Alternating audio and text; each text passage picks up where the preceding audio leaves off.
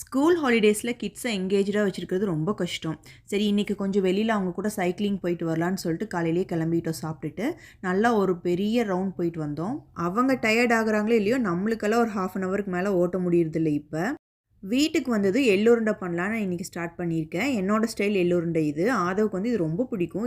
நம்ம இந்தியன் ஸ்வீட்ஸ்லேயே வந்துட்டு அவனோட ஃபேவரெட் வந்து இந்த எள்ளு உருண்டை தான். எனக்கு அளவெல்லாம் கிடையாது. நான் குத்து மதிப்பான கையில் எவ்வளோ வருதோ அவ்வளோ போட்டுருவேன். ஃபஸ்ட்டு எள்ளு கொஞ்சம் போட்டு நல்லா வறுத்து எடுத்து வச்சுக்கிட்டு அதுக்கப்புறமா சன்ஃப்ளவர் சீடு, ஃப்ளாக்ஸ் சீடெல்லாம் போட்டேன். ஃப்ளாக்ஸ் சீட் போட்டு வறுக்கிறப்ப வந்து நான் க்ளோஸ் பண்ணி வச்சுன்னு, ஏன்னா அது வந்து நல்லா வெடிக்கும். ஸோ அதை எடுத்து முடிச்சுட்டு கொஞ்சம் பாதாமும் நிலக்கடலையும் போட்டு நல்லா ட்ரை ரோஸ்ட் பண்ணி எடுத்து வச்சுக்கிட்டேன். அவ்வளோதான். இது ஆறுனதுக்கப்புறமா லைட்டாக சால்ட்டும் கொஞ்சம் சுக்கு பொடியும் போட்டுட்டு நல்லா மிக்ஸியில் பல்ஸ் மோடில் வச்சுட்டு அரைச்சி எடுத்து வச்சுக்கலாம். இதை வந்து நம்ம அப்படியே ஸ்டோர் பண்ணி வச்சுக்கலாம். எப்போ வேணுமோ நம்ம வந்துட்டு அதை லைட்டாக கொஞ்சம் நெய் போட்டு உருண்டை பிடிச்சி கொடுத்துக்கலாம். நெய் அதிகமாக வேணான்னு நினைக்கிறவங்க கொஞ்சம் நல்லா பாய்லிங் வாட்டர் கொஞ்சம் உள்ளே ஊற்றிட்டு கொஞ்சம் நெய்யும் போட்டோன்னா வந்துட்டு நல்லா அந்த ரவுண்ட் பிடிக்கிறதுக்கு ஈஸியாக இருக்கும். டைம் இருந்தால் இந்த ஸ்டைல் ட்ரை பண்ணி பாருங்கள். ரொம்ப ரொம்ப டேஸ்ட்டாக இருக்கும். இது வந்துட்டு எவ்வளோ வேணால் கொடுக்கலாம். இது வந்து ரொம்ப ஹெல்த்தியான நம்ம வீட்டிலேயே செஞ்ச எள்ளு உருண்டை.